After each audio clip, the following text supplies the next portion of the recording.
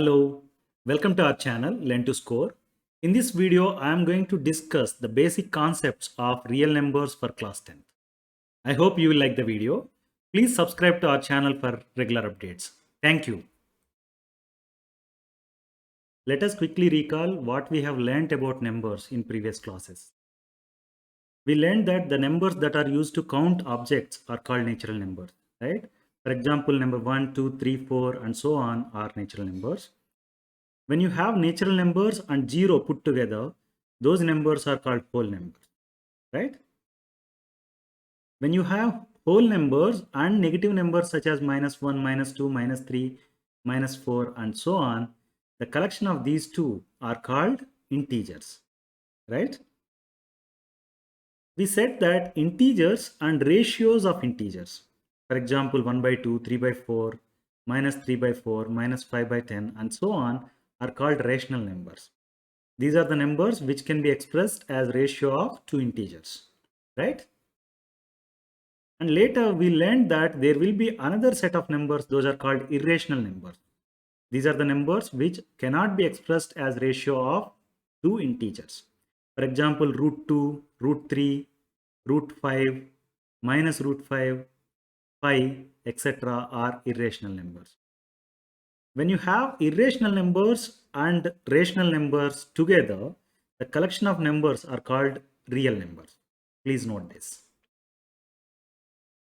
Let us go little into the details of rational numbers now. The numbers that are expressed as p by q, where p and q are integers and q is not equal to 0, are called rational numbers. We said that the numbers that can be expressed as ratio of two integers p and q, whereas q should not be equal to 0, those numbers are called rational numbers. Please take a note of this definition. For example, 3/5, 1/2, -2/3 and so on are rational numbers. Look at this, 3/5, 3 is an integer, 5 is an integer. In the case of -2/3, -2 is an integer, 3 is an integer, right? Similarly, -101 is an integer and 100 is an integer.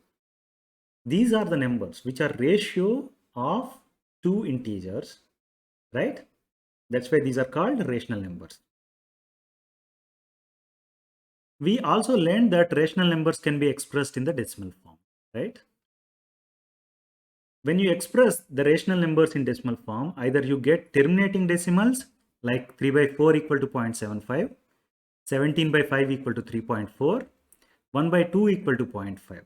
If you observe in all these cases, here we have two digits and then there is nothing extra. You can have zeros like that. 17/5 is 3.4. It is also a terminating decimal and half is 0.5, right? When it comes to non-terminating recurring decimal, we said that rational numbers, when you express them as decimal numbers, you get either terminating decimals or non-terminating decimals, right? We have seen few examples of terminating decimals. Now let's look at few examples of non-terminating recurring decimal. 2/3 can be written as 0.6666 and so on. That can be also written as 0.6 with overbar on 6. It means number 6 is repeating as many times as possible, right? 11/9 can be written as 1.22222 and so on. That can also be expressed as 1.2 with overbar on 2. It means number 2 is repeating decimal. Got it? Now I have a question to you. Can you express the rational numbers without without expressing the rational numbers in decimal form? Can you say which numbers are terminating decimals? For example, let's say you are given 2/3 and you are given 3/4. Can you say which one is terminating decimal out of these two without expressing them in decimal form? Can you do that? This is the question we are going to answer in this video. Before doing that, let's quickly recall what does it mean by prime numbers. Take a look at this table. Here I have written numbers like 1, 2, 3, 4 and so on up to 12, right? And in the second column, I have written factors of that. 1 has only one factor, that is 1. 2 can be written as 2 times 1. So that's why you have 2 factors. 3 can be written as 1 times 3 or 3 times 1. That's why the factors are 1 and 3. When it comes to 4, it can be written as 4 times 1, 2 times 2, and 1 times 4, right? That's why you have 3 factors, 1, 2, and 4. Similarly, 5 is having only 1 and 5 as the factors. Like that, I have written factors for numbers up to 12, right? 12 has got as many, like 6 number of factors, 1, 2, 3, 4, 6, and 12. Now, when you look at this table, what you can say is some of the numbers have only 2 factors, number 1 and the number itself. Look at number 2. It has 2 factors, 1 and 2 itself, right? Look at number 3. It has also 2 factors, number 1 and number 3, right? Look at number 5. It has 2 factors. Those are 1 and 5, 1 and the number itself, right? The numbers having only 2 factors are called prime numbers. Please note this definition. It means if you say that, from this table, I can say that prime numbers below 13 are 2, 3, 5, 7, and 11. For all these cases, 2, 3, 5, 7, and 11, you have only 2 factors, that are number 1 and the number itself. Got it? And we know that, here I have written whole numbers, right? Sorry, natural numbers, 1, 2, 3, and so on, right? So we know that whole numbers can be infinitely many whole numbers can be written, right? It means infinitely many number of prime numbers can also be written. Please take a note of this. The other point you have to note here is numbers having more than 2 factors are called composite numbers. For example, 4 has got 3 factors, 6 has got 4 factors, 8 has got 4 factors, 10 has got 4 factors, and 12 has got 6 factors, right? These are the numbers having more than 2 number of factors. Those numbers are called composite numbers. Please note this. So I can write the composite numbers below 13 are 4, 6, 8, 9, 10, and 12, right? You may have observed that number 1 has only one factor, right? So number 1 has only one factor. That's why it is called neither prime nor composite. The numbers which have got 2 factors are called prime numbers. The numbers that have got more than 2 factors are called composite numbers. And 1 is neither a prime nor a composite. Please note this. Now let's learn about prime factorization of a composite number. Let's express number 18 as product of its prime factors. 18 can be written as 2 times 9. Here 2 is the prime number and 9 is a composite number, right? So now let me express the composite number 9 as 3 times 3. Here both 3 and 3 are prime numbers, right? Now look at this. I have marked the prime numbers in yellow color. What I can do now is I can write 18 as 2 times 3 times 3, right? 2 times 3 is 6. 6 times 3 is 18. Now what I have done, I have expressed 18 as product of prime factors, where number 2 and number 3 are the prime factors, right? So 18 can also be written as 2 times 3 square. Got it? Now look at this. What I am saying now is composite number 18 can be expressed as product of prime numbers. That's what we have learned here, right? We have expressed number 18 as product of prime factors. So the learning what we have now here is any composite number you pick, it can be expressed as product of prime numbers. We have taken only one example, that is 18, but this holds true for all. It means any composite number can be expressed as product of prime numbers. Please take a note of this. Now let's learn about fundamental theorem of arithmetic. Okay. Why we are learning fundamental theorem of arithmetic? This is going to help you answer the question we have asked earlier, saying that without expressing the rational number in its decimal form, can you say that the decimal expansion is going to be terminating or non-terminating but recurring? Can you say that? In that in that process, we are going to learn fundamental theorem of arithmetic. It is going to help us answering that particular question. Please take a note of this. Let's look at 210. Express it as product of its prime factors. 210 can be written as 2 times 105. Here 105 is the composite number, 2 is the prime number, right? So let's express the composite number 105 as 3 times 35. Here 35 is composite number. 35 can be expressed as 5 times 7. Look at this. 5 is a prime number and 7 is a prime number.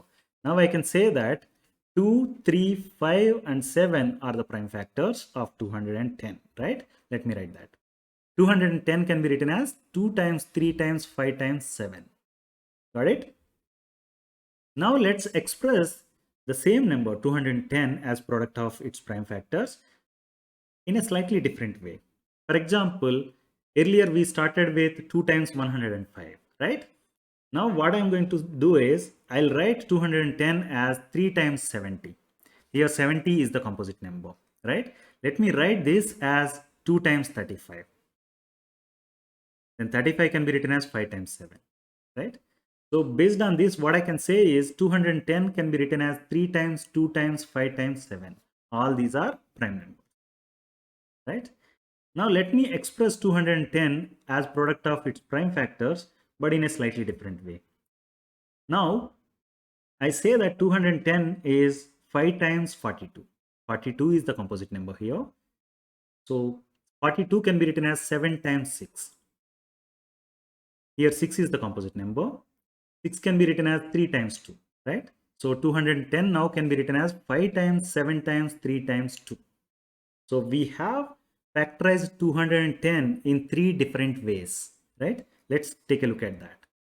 210 can be written as 2 times 3 times 5 times 7. That is first way. It can also be written as 3 times 2 times 5 times 7, right? It can also be written as 5 times 7 times 3 times 2. You observe this. You observe these 3 combinations. 2, 3, 5 and 7 are the numbers, are the prime numbers which are part of all these expressions, right? Are the equations.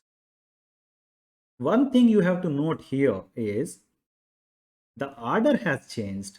Here it started with 2, here it started with 3, here we have started with 5. Order is different, but the numbers, the prime numbers are same. Or in other words, you can say that the order is different, but the prime factors are same for 210, right? In whichever way you do prime factorization, the prime factors are same irrespective of the order. That's the learning we got, right? That is what is called fundamental theorem of arithmetic. Take a note of this. Every composite number can be expressed as a product of primes, and the factorization is unique apart from the order in which the prime factors occur. It means every composite number, here we have shown only 210 example. You can take any number, any composite number that can be expressed as product of prime numbers, right? And the factorization is unique. It means 2, 3, 5 and 7 are the same, right? In all the cases. So the factorization is unique apart from the order in which the prime factors occur, right? The ordering is different, but the factorization is same. That is what is called fundamental theorem of arithmetic. Please take a note of this.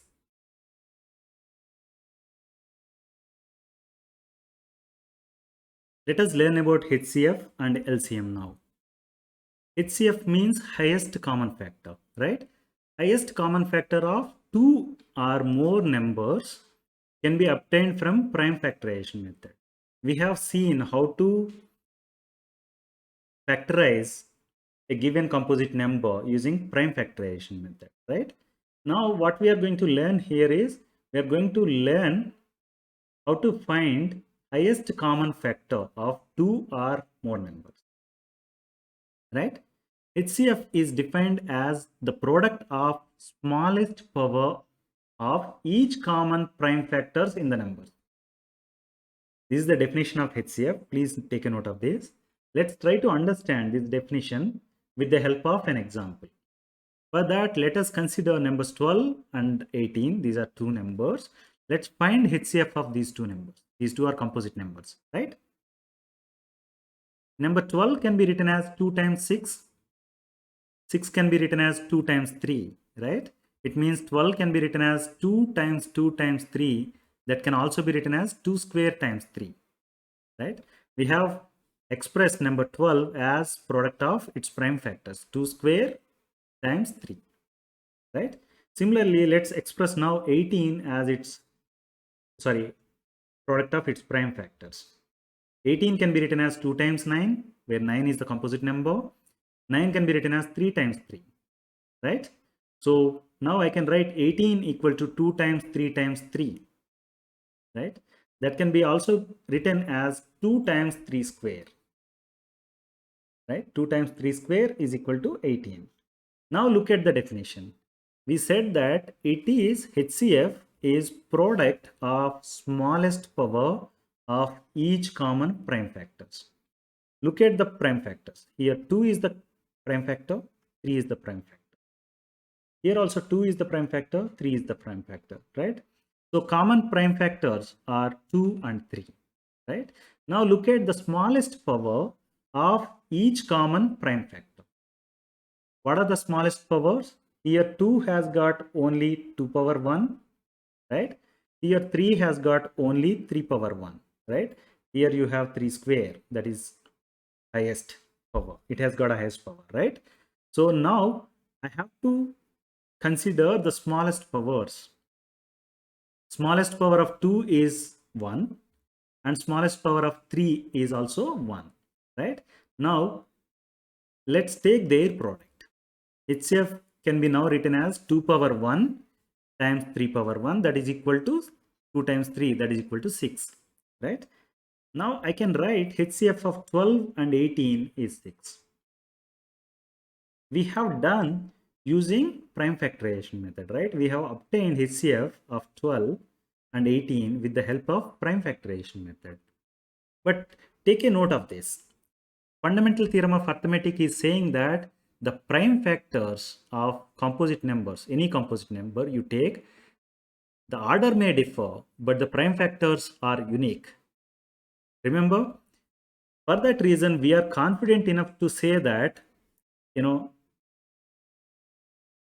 times 3 equal to 6 is the HCF, right? Since the prime factorization is unique, we can say that HCF equal to 6 in a confident way. Otherwise, you don't know. That's where actually fundamental theorem of arithmetic is helping you get HCF. For example, I want to get the factors of 12. Factors of 12 are going to be 1, 2, 12 times 1 is 12, 2 times 6 is 12, 3 times 4 is 12, right? 4 times 3 is 12, 6 times 2 is 12, and 12 times 1 is 12, right? Similarly, let's write factors of 18. 1, 2, 3, right? 4 is not, 5 is not, 6 is a factor, meaning 6 times 3 is 18. Now 7 is not a factor, 8 is not a factor, 9 is a factor, right? 9 times 2. Then you don't have 10, 11, 12, 13, 14, 15, 16. Okay, then after 9, what you have is 18. Now look at this. What are the common factors? 6 is the common factor. And interestingly, 6 is the highest common factor. Now, by writing all the factors, list of all the factors, we could say that, okay, 6 is the highest common factor, right?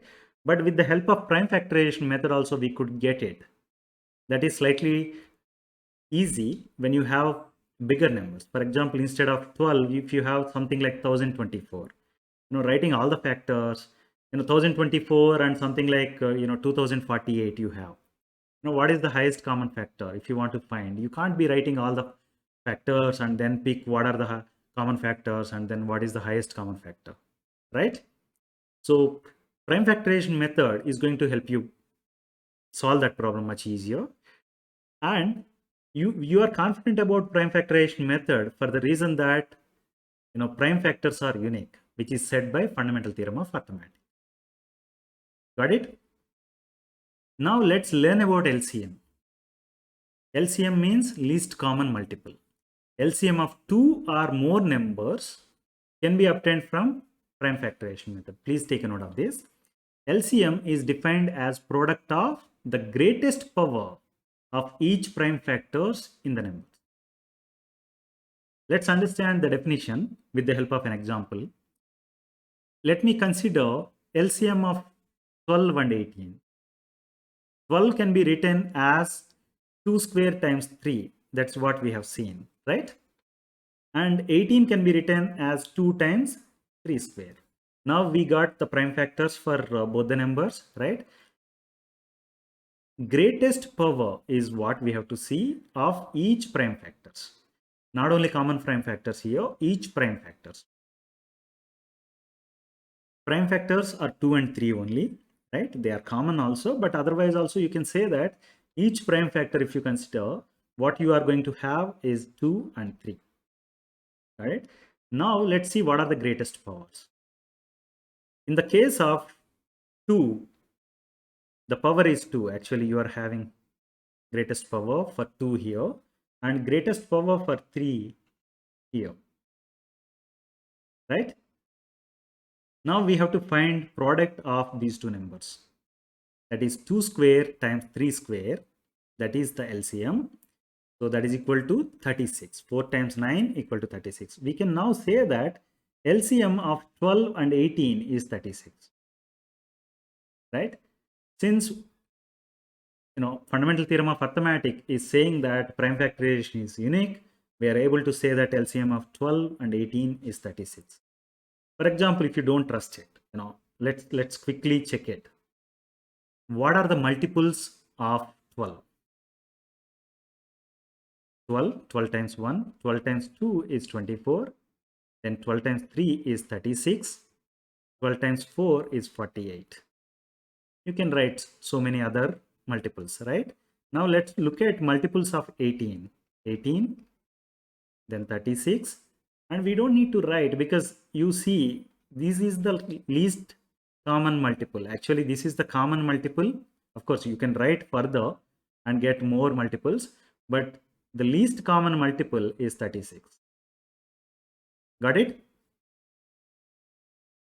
Now let's learn about the relation between HCF and LCM. We have seen LCM of 12 and 18 is 36, right? HCF of 12 and 18 is 6. We have obtained these two numbers now. Look at this. What is the product of HCF times LCM? That is 6 times 36. That is equal to 216, right? Please take a note of this.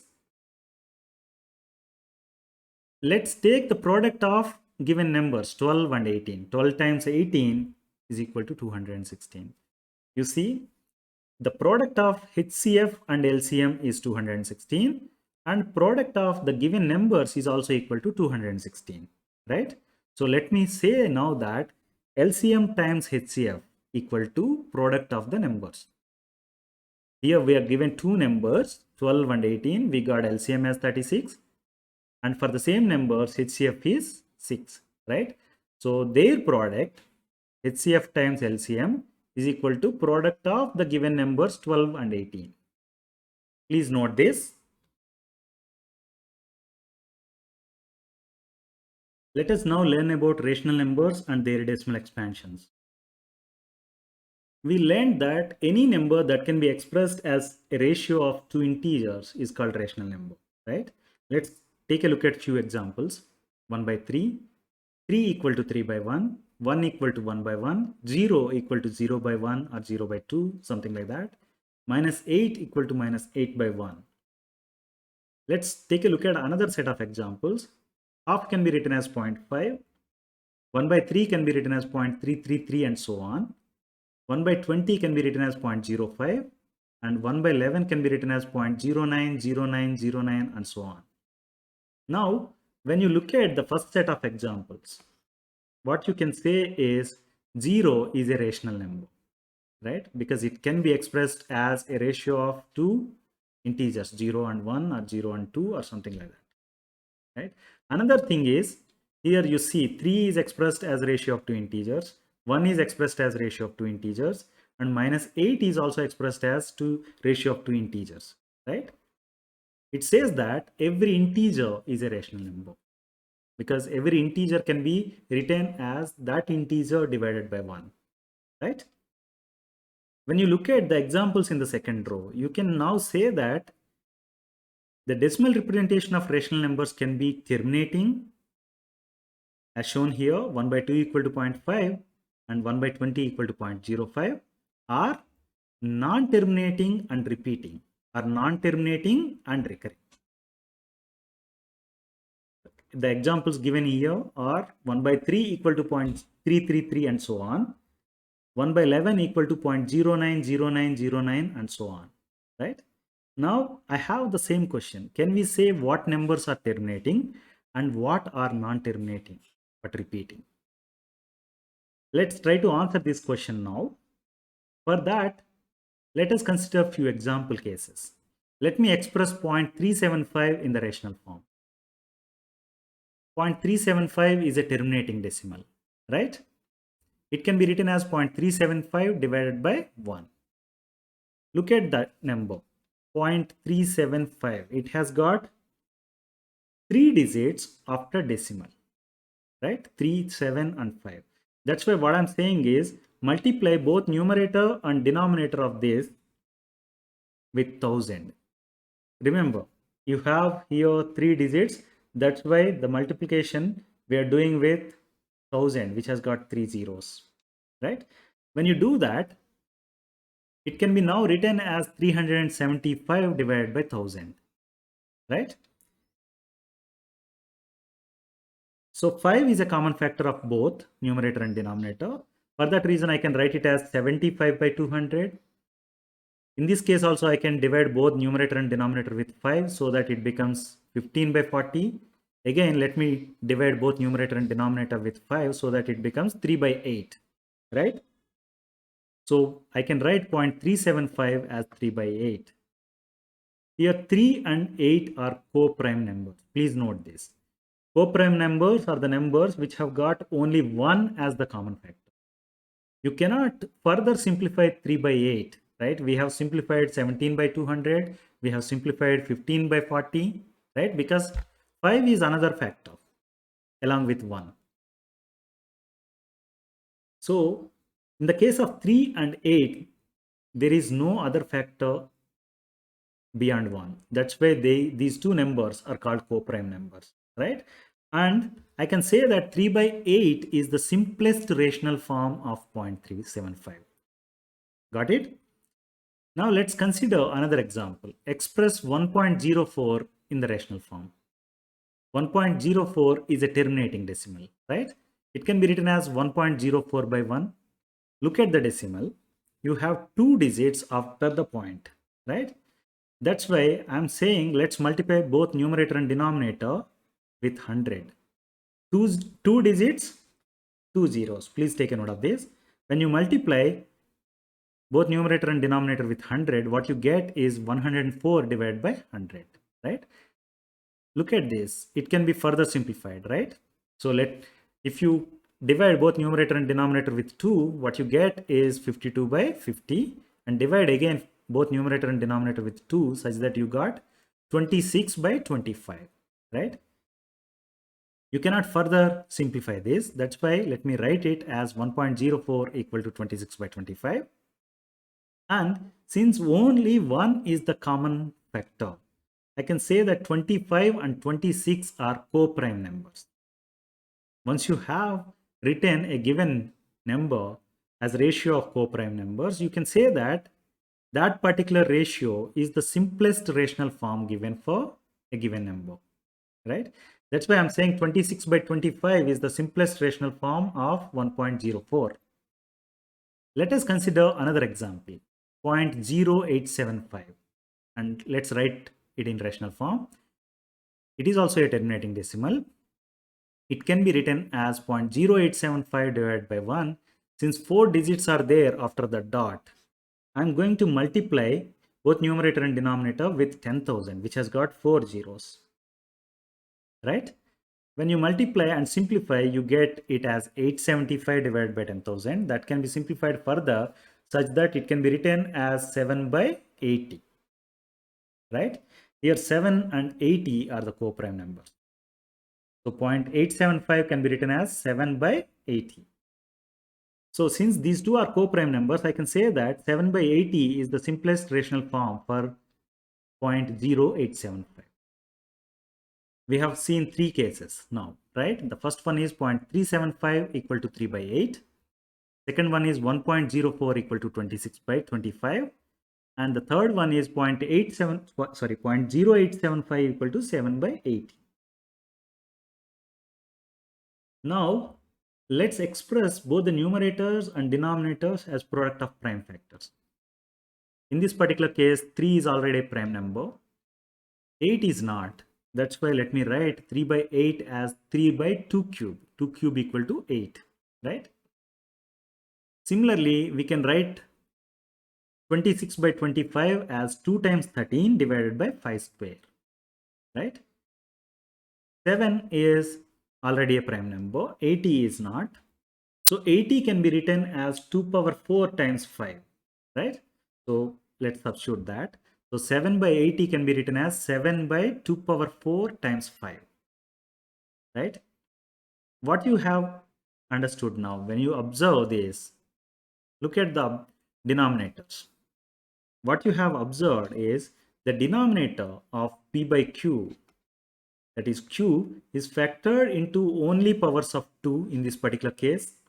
In the second case, it is expressed as only powers of 5. In the third case, it is expressed as powers of 2 and 5, right? In all these cases, if you observe, the numbers are terminating decimals, right? Now, based on this understanding, what you can say is,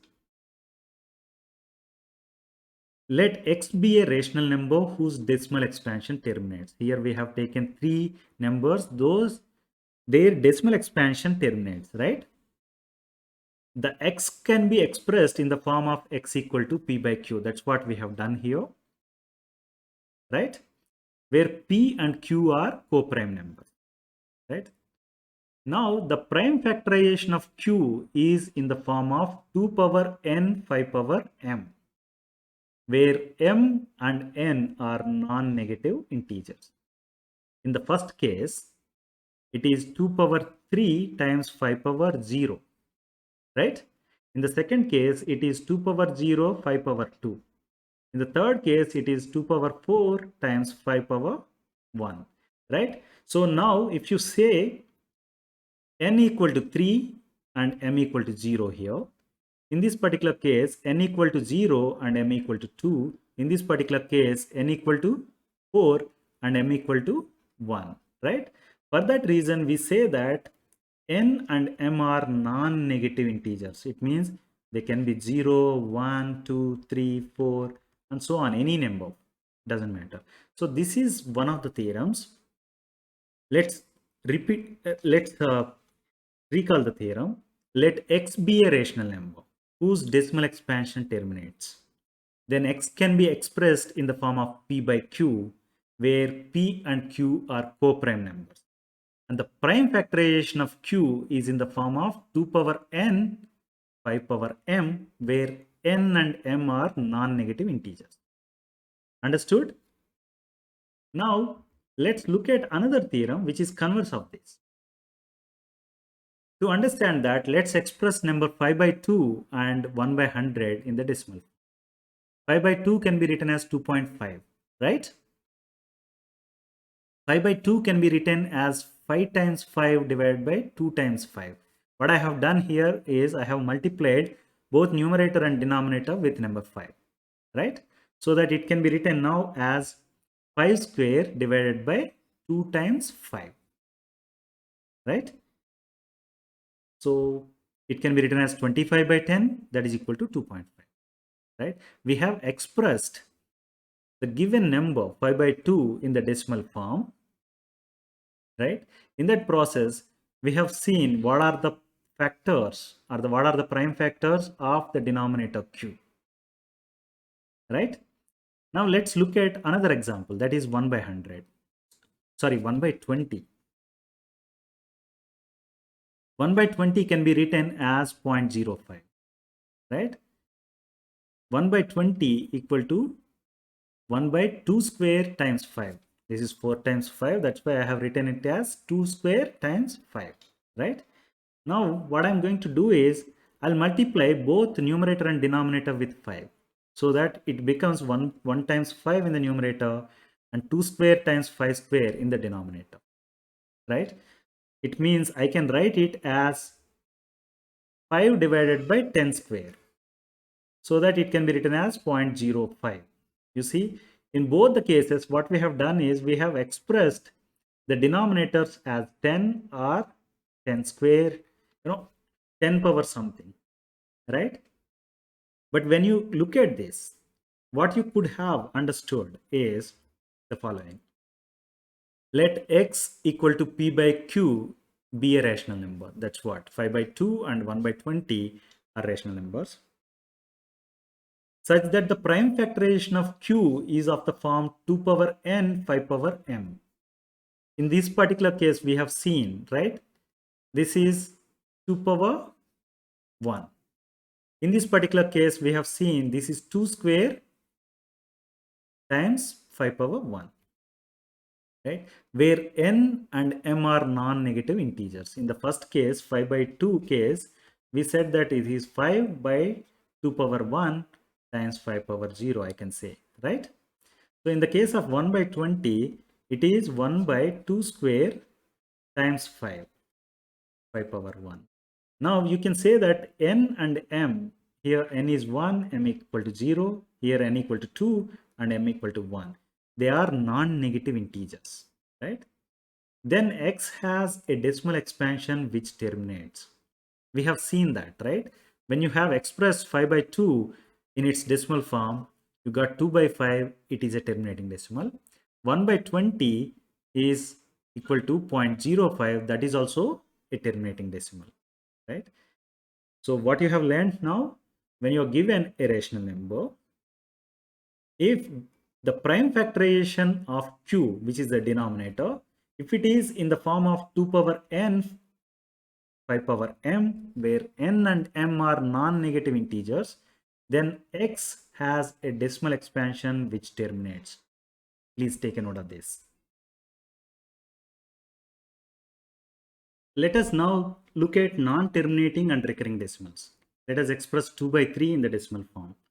For that, let me write 2.000 and so on as shown here, and draw a line as shown here, and write 3 on the other side of the line. Look at this. 3 is bigger than 2, right? Or 2 is smaller than 3. That's why let me say that 3 times 0 is 0. Let's subtract 0 from 2. When you subtract, what you get is 2 as the answer, right? Now, since here you have dot, we have to put dot in the quotient also. Let's do that. Now let me bring 0 down. So 2 becomes 20 now. 6 times 3 is 18. Let me subtract 18 from 20. So you get 2 as the answer. Now I can bring down another 0, right? When I do that, 2 becomes 20. 6 times 3 is 18. Let's subtract 18 from 20. Again, you got 2 as the answer. You can bring down another 0. It becomes 20. 2 becomes 20. 6 times 3, 18. Let's subtract. When you subtract again, you get 2. So this process is repeating, right? When you can do this division process, keep on repeating, and in the quotient you are going to get 6, 1 more 6, 1 more 6, 1 more 6, like that, right? So let's stop here because it's not going to end anywhere. Let's stop here and say that 2 by 3 equal to 0.6666 and so on, right? It is a repeating decimal, non-terminating and repeating decimal. This can be written as 2 by 3 equal to 0.6 with overbar on 6 because the number 6 is the one which is repeating, right? Now, let's express 11 by 9 in the decimal form. 11 can be written as 11.0000 and so on, right? Let me divide that with 9. So 1 times 9 is 9. Let's subtract 9 from 11 so that you got 2 as the answer. And since you have dot here, let's put dot in the quotient also. After that, let me bring 0 down so that 2 becomes 20. 2 times 9 is 18. Let's subtract 18 from 20. You get 2 as the answer. Let me bring another 0 down so that 2 becomes 20. Again, 2 times 18, subtract it so that you got again 2 as the answer. Bring another 0 down. So, this process is going to repeat, right? Because every time you are getting 2 as the remainder and bringing another 0 down. So let me stop here and say that 11 by 9 equal to 1.222 and so on, right? That can be written as 1.2 with overbar on 2, right? From these two examples, what we have learned is 2 by 3 equal to 0.666 and so on, and 11 by 9 equal to 1.222 and so on. These two are non-terminating and recurring decimals, right? Let us observe the denominators. Denominator of 2 by 3 is 3 and 11 by 9 is 9, right? They are not in the form of 2 power n 5 power m, right? 3 cannot be expressed as the product of prime numbers 2 and 5, right? Similarly, 9 cannot be expressed as 2 power n 5 power m, right? 9 can be expressed as 3 square. So what you have now learned is the following. When you have non-terminating recurring decimals, okay, the rational number, the corresponding rational number will not be having the denominator as 2 power n 5 power m. That is the theorem we are going to state now. It says that let x be p by q a rational number such that the prime factorization of q is not of the form of 2 power n 5 power m, where n and m are non-negative integers, right? We are always saying n and m are non-negative integers, and the prime factorization of q is not in the form of 2 power n 5 power m, then x has a non-terminating and repeating decimal expansion. Please note this. When you have a rational number p by q and q is not in the form of 2 power n 5 power m, then x is a non-terminating, non-repeating decimal, right? So now, based on these theorems, you will be able to answer our earlier question, right? Without expanding the number in its decimal form, can I say that a given rational number is going to have a terminating decimal or non-terminating and repeating decimal, right? Let's solve one problem on that. Without actual division, state whether 16 by 125, 25 by 32, and 41 by 75 are terminating decimals or not. So 16 by, let's quickly recall the theorem. Let x be p by q, x equal to p by q be a rational number such that the prime factorization of q is of form 2 power n 5 power m, then where n and m are non-negative integers, then you can say that x has a decimal expansion which terminates, right? For example, in these numbers, the denominators 125, 32, 75, we'll see what are the prime factors of that. If prime factors involve 2 power n 5 power m, then those are going to be terminating decimals, otherwise they are not, right? So 16 by 125 can be written as 16 divided by 5 cube. right? So since it can be written as 2 power 0 and 5 power 3, 125 can be written as 2 power 0, that is equal to 1 times 5 cube, right? For that reason, I can say that it is in the form of 2 power n, 5 power m, where n equal to 0 and m equal to 3. That's why it is a terminating decimal, right? If you want to understand how it is a terminating decimals, or if you want to verify it, you can do that. 16 by 125 can be written as 2 power 4 divided by 5 cube, right? So you may remember that in the denominator, we wanted to write them as 10 power something, right? So that, you can simply expand in its decimal form, right?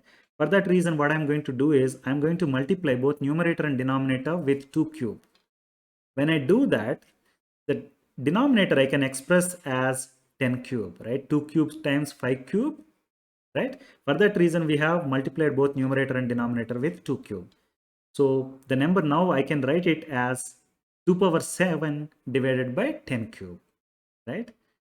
So that is 128 divided by 1000. It can be written now as 0.128.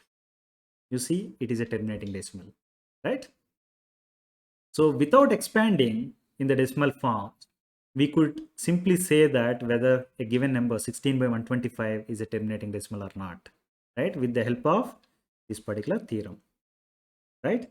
Now let's repeat the same process for the second number, that is 25 by 32. 32 can be written as 2 power 5, right? Since it can be now written as 2 power 5 times 5 power 0, it is in the form of 2 power n, 5 power m. I can simply say that 25 by 32 is also a terminating decimal, right?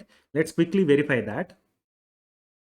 25 by 32 can be written as 5 square divided by 2 power 5, right? Now we want to get the denominator as 10 power something. For that, what I have to do, I have to multiply both numerator and denominator with 5 power 5. When I do that, the denominator becomes 10 power 5 and the numerator becomes 5 power 7, right? You write this as 78,125 divided by 10 power 5, that is equal to 0.78125. This is also a terminating decimal, right? We have verified that. Now let's look at the third one, that is 41 by 75. 41 by 75 can be written as 41 by 3 times 5 square, 3 times 25. These are the prime factors, 3 and 5 square, right? That is not in the form of 2 power n, 5 power m. Of course, you can still say that I have 2 power 0, 5 power 2, but there is one extra number, that is 3, right? That is 3 power 1. But when you want to have it as a terminating decimal, you shouldn't be having anything like this, right? For that reason, I can say that 41 by 75 is a non-terminating repeating decimal, right? Let's verify that also now. For that, let me divide 41 with 75. 41 is smaller than 75. That's why let me say 75 times 0 is 0. Let me subtract 0 from 41. When I subtract, I get 41 as the answer, right? Now let me put dot in the quotient part also. After that, let me bring 0 down so that it becomes 410, right? Now 5 times 75 is 375. Let's subtract 375 from 410. That is 35, right? Now let me bring down another 0 so that 35 becomes 350. So 4 times 75 is 300. Let's subtract. So answer you get is 50. Now let me bring down 0 so that it becomes 500. 6 times 75 is 450, right? When you subtract, you have 50 as the answer. Look at this. You subtracted, you got 50 here. Again, you got 50 here. You can bring another 0 down. This becomes 500. Again, this process is going to repeat, right? So you can subtract again 450 and put 6 here. Again, you get 50 as the answer, so it is going to repeat. For that reason, I can say that 41 by 75 equal to 0.546666 and so on. That can be written as 0.546 with over bar on 6. So look at this. With the help of the actual division, we could verify, but there is no need for us. When you have this particular theorem with you, you can simply look at the prime factorization of the denominator and say whether a given rational number is going to have a terminating decimal or not. You don't need to do the whole division process. Got it? I hope you like the video. Please like, share and subscribe to our channel Learn to Score. Thank you.